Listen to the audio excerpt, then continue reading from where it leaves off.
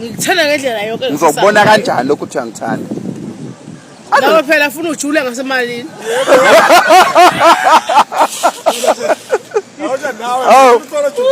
Cha pha nami phela kumele nami ngijule kwezinye izindawo. Mangatholi phela mina kuwena ufuna kanjani? Ngijule emalini kuphela nje, emalini kuphela. Imali ebalekile uthandweni. Imali phela ekhuphula uthando lonke. Vele uyini umuntu ngohlozi ngasephaketheni. Ucelwa ka uhlozi ngasephaketheni. Ngohlozi ngasephaketheni. Ngiphatheleni. Bengicabanga nje nesi.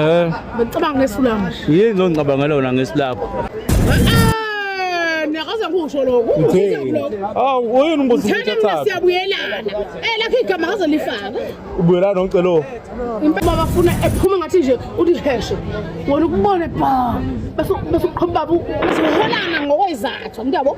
Besiholana ngezathu. Ziphi izathu? Zokuthi yena ethembele ngathi ngiyamthanda kangcono. Ngifaka nami ngikukule nje kuyena ngenza nje. Samhlobo nje. Othini? Ngobani? Mina phela ufuna ngiqonda nomuntu ozoba khokhayi ngezimo zala. Abantu batshonga.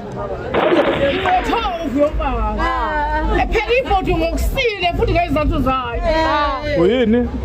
Ephela uselo nje angimdingi.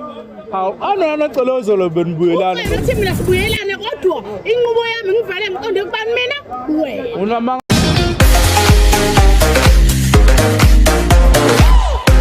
Welcome back to Hosane Live Chain. Thank you so much guys for tuning in. Well guys, I'm back again with the Mzansi trending stories. Bakithi ezibhlungu azipheli.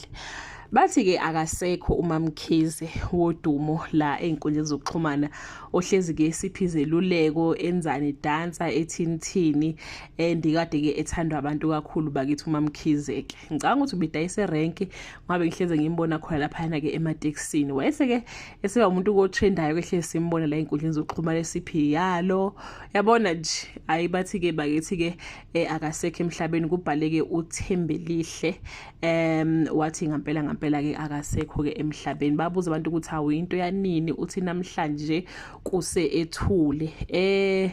Uyabuza abanye ukuthi hawu bakithi uthathwa yini bathi uvele wavuvukala nje kwavuka ke ethule ke ekseni. Awu bakithi engathi umoya wakhe ungaphumula ngokuthula bakithi uMamkhize wethu.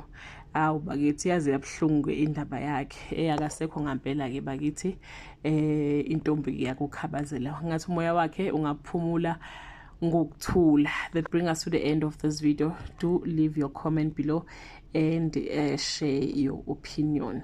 Bye.